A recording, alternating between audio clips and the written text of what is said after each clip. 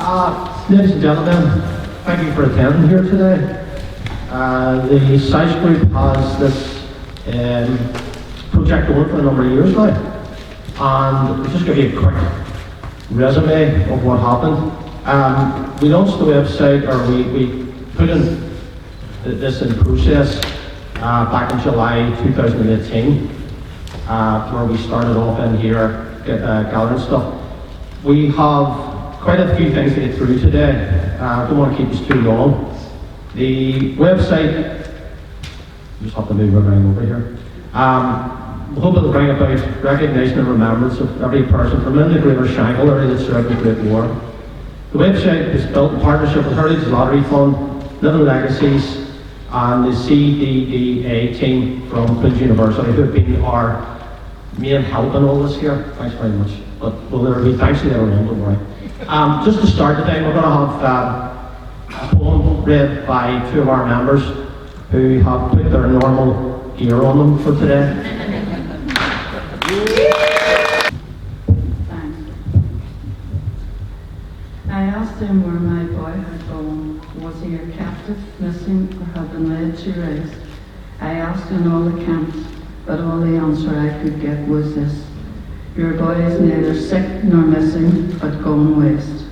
And so I started for the west to seek my boy, and everyone was kind and bid me be their guest.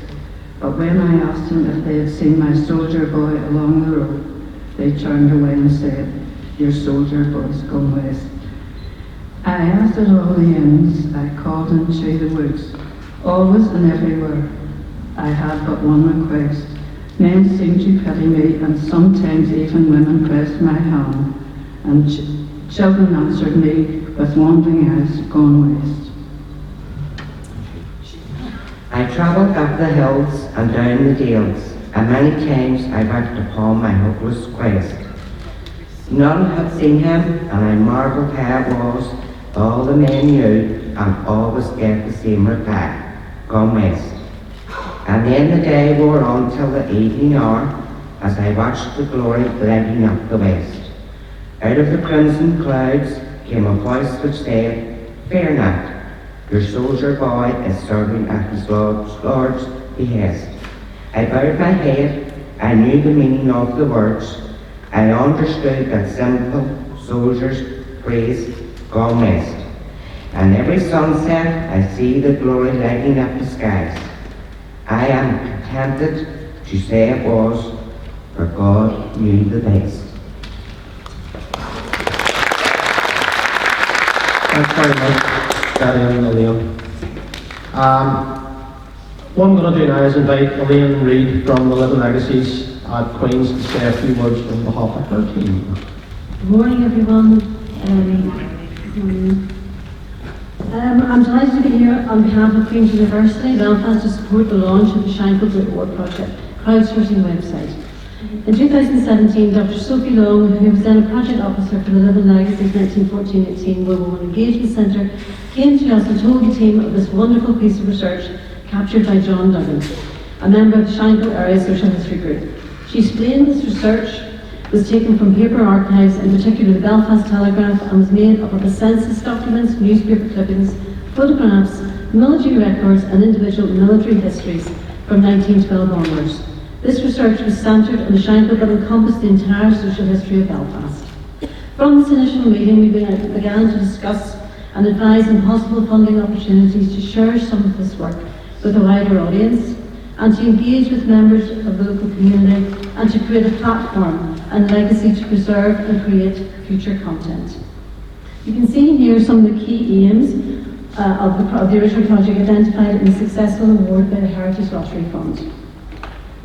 From the outset, CDDA worked closely with S.A.S.H, with key members being Johnny, Bill and Michael, who gave of their time, efforts and final approvals at all key stages of this work, and who have supported this project to its conclusion today. Our methodology for the creation of the platform was to firstly study Johnny's extensive archive of materials. We then worked together to review... Very sorry not to be with you today for the launch. Oops, sorry about that. We then worked together to review the content and to support revised research themes.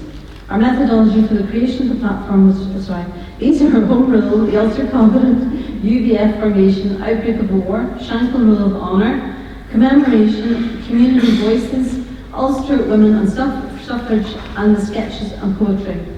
And you will see a few more than was first suggested in the original key aims. Secondly, our researchers then collated and indexed these archive materials into a database to enable research and browse functionality for the front-end view. And lastly, we designed a framework for both the website and crowdsourcing element of the project. Crowdsourcing is a process that involves letting the community play its own part in building the Shankill Great War Project archive. It means that should anyone have information concerning a loved one or other, they can send it to S.A.S.H and might have it shared on the website. We have had a few challenges along the way. However, I think we've all learned from each other. Hopefully we have brought some new skills to the group, and we as an academic IT centre have enjoyed working with you all and helping to bring in some small way this project to fruition. Putting this research online will hopefully help to raise the profile of the group and share this archive with a wider audience. We have many pictures, as does Johnny, of the events throughout the year. Here are just a few. Again, we've worked together producing a digital roadshow day to support community voices and workshops to support the community engagement element of the project. And recently, back in May, Johnny and Bill supported our Shared Heritage Legacies of the First World War Festival back in Prony. For anybody that's interested, we have some leaflets and you can go and have a look at that YouTube video. You can see the link on the page. Very sorry not to be with you. It's determined to speak, isn't it? And with the agreement of two separate projects, Professor Richard Grayson researched for his book on Belfast boys, how Unionists and Nationalists fought and died together in the First World War, and the East Belfast and the Great War project led by Jason Burke. We have embedded the geography of the service and death map into the website, and we hope this will engage, enhance and enrich the site. Once again, we would like to thank S.A.S.H for the opportunity of working on this interesting and very successful project. And I would now like to introduce Professor Richard Grayson. Yes, please.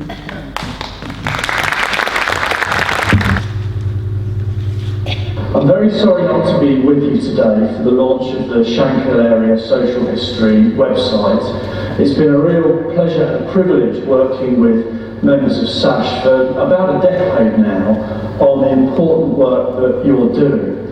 You're in the best position to do this because you fully understand what the history of the place that you live in means to the people who live there. So you have the emotional engagement with the history, but also I have to say the real expertise that people from elsewhere simply don't have. And I want to commend John Dugan in particular for the work that he's done on gathering material from Belfast newspapers and elsewhere to create a really unparalleled database of service from the Shankill and elsewhere in Belfast during the First World War. The community history that S.A.S.H has done is among the leading types of community history work anywhere in the UK, and it really is great to see the website launched at last. So I wish you all the best for the Lord. It's just unfortunate that Richard couldn't be with us today, but he went to the bother of sending over that message, so again we'll have to thank him. Our next is Colonel Derek Smith, and Derek will be he'll be taking us up towards the Act of Remembrance at 11 o'clock. Ladies and gentlemen, good morning. I'm glad so many people have found time to come out on a wet Monday morning. Not on any day, of course, on the 11th. 1 year and 1 century since the end of the Great War. And I can think of no better endorsement of the work of Johnny Dugan and the helpers in S.A.S.H and of the group from Queen's University than that of Richard Grayson, which we'll just hear. Richard, despite his English accent, is an Ulsterman through and through, from North Armagh, from Northern. And largely through his efforts and the efforts of other historians from Queen's University and elsewhere on this side of the Irish Sea and on the other, have brought the First World War and Ulster's part in into sharp focus. It is not simple. Many of the people who joined the army in the autumn of 1914 joined it for different reasons. Most of those people would never have been in Cardiff had it not been for the circumstances of the day. They would have gone through life doing ordinary things, whereas they found themselves in the most unbelievable hellish atmosphere. It's said that the First World War ruptured the historical continuum. The First World War changed Europe, it changed the world, and still has. And of course, it changed Ireland. But it all distills down to those young men, and in some cases young women, who flocked to join the forces in the late summer of 1914. And I often think that the people who are overlooked, and I'm glad to see the input from the ladies this morning, were the women. There were women who joined, who worked in nursing and administration, or in the munition factories. But the women at home who had to keep the family together are the ones who, I think, in a way, are the forgotten heroes of the Great War. My great uncle left a wife and 3 children to die in 1916. He survived the storm and was killed 6 weeks later up in Leith. And I often wonder, what was in his mind that made him do that. An uncle of my wife was in his last year of medicine at Queen's University, but he was active in the officer training corps at Queen's, and he abandoned the medical studies and joined the army as a line officer in the Royal Irish Rifles. He lasted 5 weeks until he was badly wounded and his right arm was useless thereafter. That was the end of his doctorate, and he became a rather embittered clerk of the court in Bangor for the rest of his life. So every story is a different story. A man from Shankill I can think of, and we're on a trip to Ypres, and we were actually staying in the little town of Musgrave, which is where the 36th Division were stationed when the war ended. And one gentleman who I knew very well and came from the Shankill Road, called Joe Labrie, gave me a big envelope. He said, I want you to look at this. And I thought it was about his father who had served as an Enniskilling Fusilier and got through the war. He said, don't want you to look at it here, take it up to your room. So I got this big brown envelope, emptied it out, and it was full of newspaper cuttings. But it didn't refer to the Great War at all. It referred to his sister. His sister had married an American airman called Behan. We would pronounce it Behan here. And this was all about his career, which culminated in the dropping of the atomic bomb on Nagasaki, the second atomic bomb. I was amazed. This was a guy from the Shankill Road whose wife had played a minor part in American history in the Second World War. And when I spoke to him the next morning, I said he would have met her when he was probably flying out of East Anglia in the bombing campaign over Germany. He said, no, she had been married before. The man she married was in the south of the United States. She met him, he was stationed in Kilkenny, he was a captain of artillery. And the marriage didn't work out. He says that he was an odd fellow. He was very interested in the Civil War in America, always reading books, and he wrote books. And I had a flash of inspiration. I said, by any means are you talking about Shelby Foote? He says, how did you know? I said, he's the most predominant and learned historian of the American Civil War. And if you've ever seen that wonderful series by Ken Burns called Civil War on television, he's interviewed many times. So I thought this is a strange Shankill connection. Two men who have appeared in history books, one who helped to write history, all comes back to this road. But I'm not a bit surprised that there's such a high recruitment figure and serving figure and casualty figure for this area. The Shankill is separate. Not to be confused, as I tell people, with Shankill in North Armagh, which actually goes, the parish actually goes into Cork County down as well, or indeed Shankill outside Dublin. And there's at least two places in the south which are a town man of Shankill. This is a real Shankill. And the people here are special. When I was involved in the Army Benevolent Fund, and we brought the Royal Irish Band here for the first time, I have never seen such an enthusiastic audience. And the retiring connection was one of the best we have ever had from any group of people. So I'm not surprised that the S.A.S.H Association, through very hard work, organisation, and the expert help of the people from Queen's University, have brought this about. A wonderful website to interact with, to research, and to build and expand. So truly, those young men and their families who went from these streets to a fate that many of them could never have envisaged will never, ever be forgotten. I would commend their work to you. And I think that if any community in Northern Ireland, unionist or nationalist or otherwise, wants an example how things like this should be done, they should come to the Shankill. But this is a wonderful development. Now in saying that, I'm keeping an eye on my watch here, and I don't want to run too far ahead. How are we doing? Where is sir? At which point do you need to minutes? You just carry on until you're finished, sir. Right. A couple of minutes still.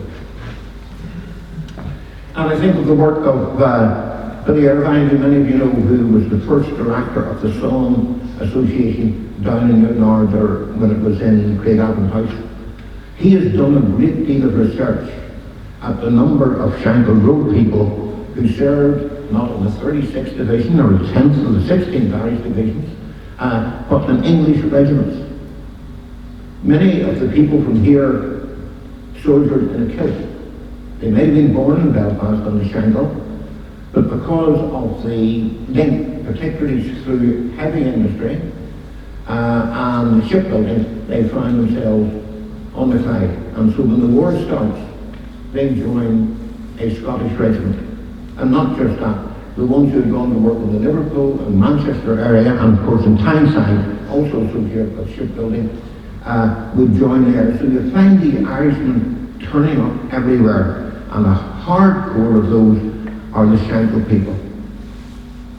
And what Billy has done is research those people who soldiered not in an Irish regiment, not in the 36th Division, but in a whole array of Englishmen.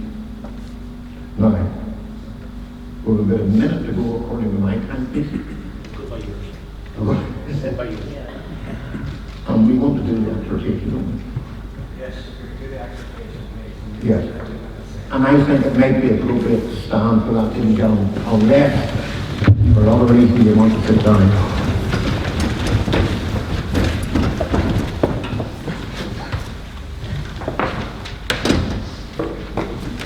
I think we'll start with the Kohima one, which is the Second World War one, but it's very appropriate. And it is the 75th anniversary of the Battle of Kohima. When you go home, tell them of us and say, for your tomorrow, we gave our today.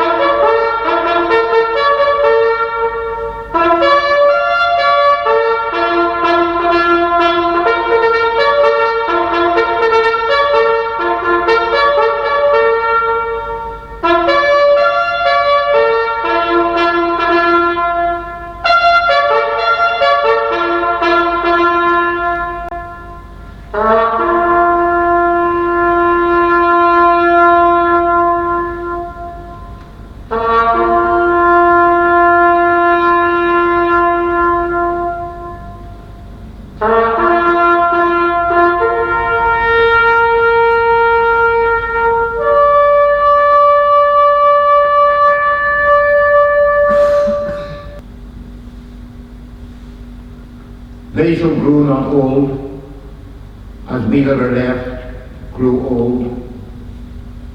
Age shall not worry them, or the years condemn. But at the going down of the sun, and in the morning, we will remember them. We will remember them.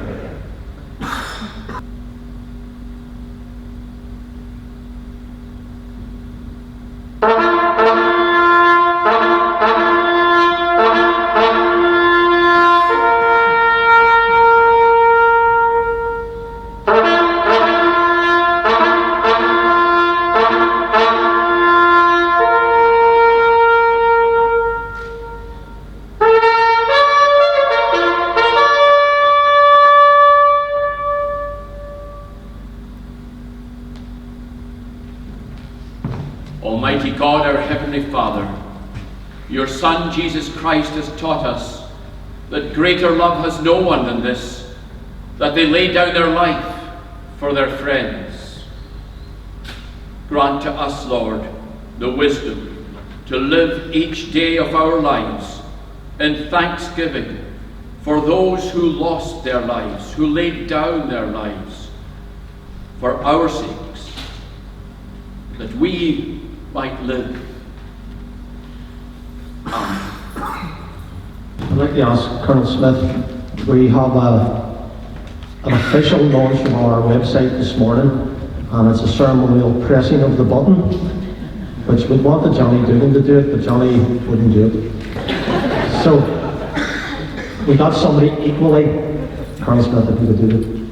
This is the button here, ladies and gentlemen, but I have to warn you that I have a very bad relationship with machines. I'm going to try it. 3, 2, 1.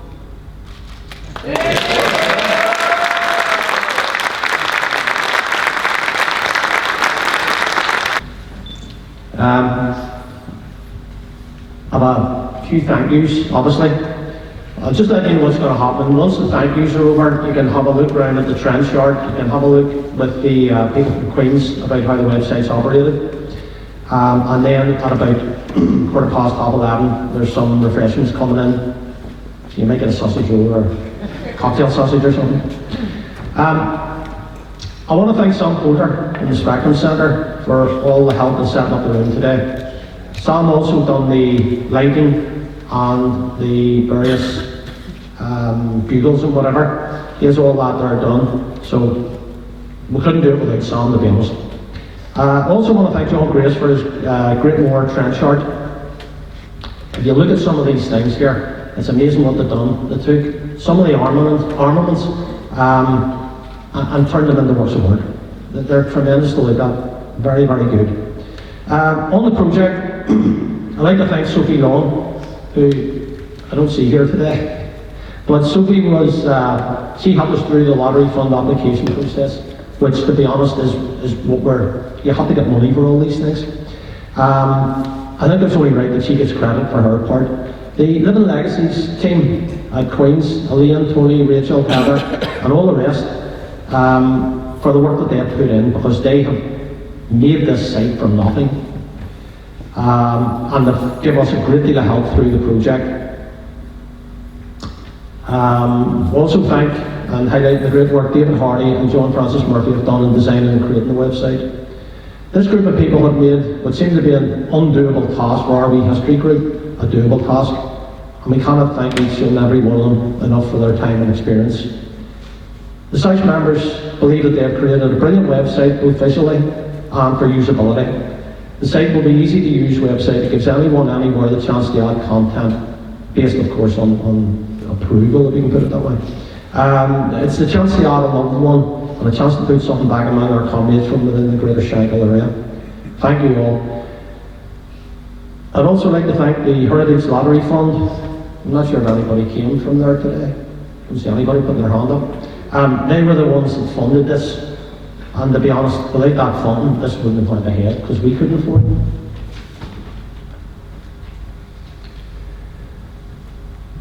As you well know, S.A.S.H is self-funded, and we pay £1 a week, so we couldn't have a great deal of knowledge. You're talking about thousands of pounds to get this thing up and running. So we needed the process.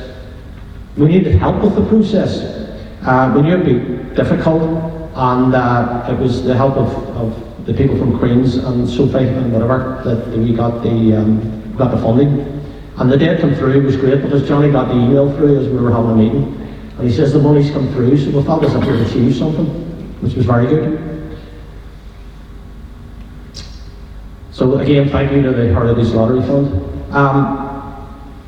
Professor Richard Grayson I'd like to thank him, because S.A.S.H members have known and worked with Richard for over 10 years, and during that time he's always been at the end of an email or phone if we needed him. In fact, he responds faster than anybody I know, and he can even, if he can't help you out, he knows somebody who can. As you can imagine, we want Richard to be with us today. However, his work commitments with the Goldsmiths University in London meant he couldn't.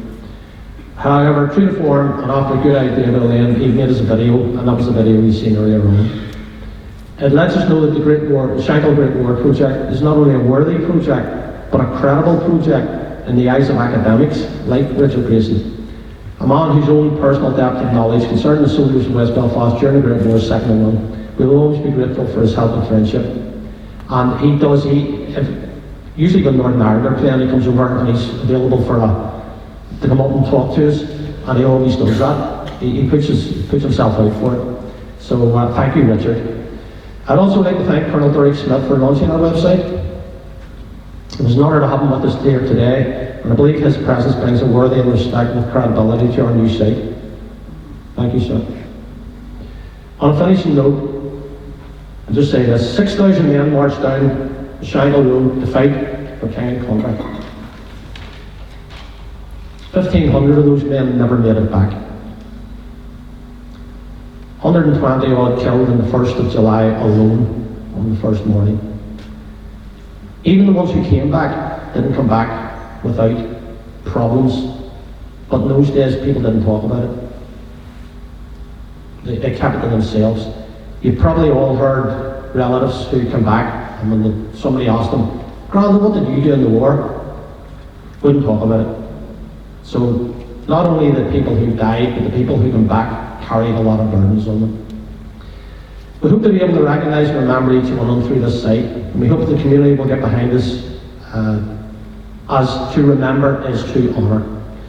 I now ask Jack Lamb to close with a prayer, and afterwards, obviously, you can check out the site, and when the food comes in, you can have a bite to eat.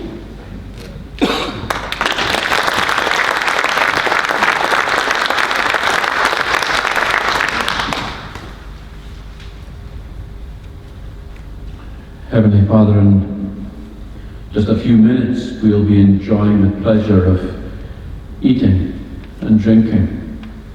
Simple pleasure.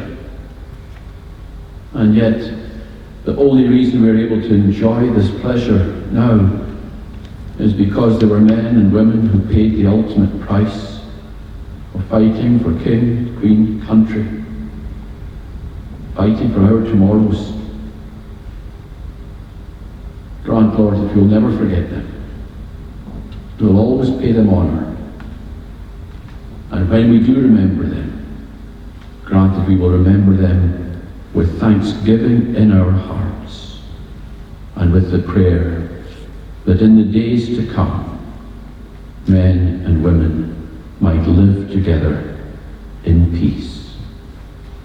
Amen.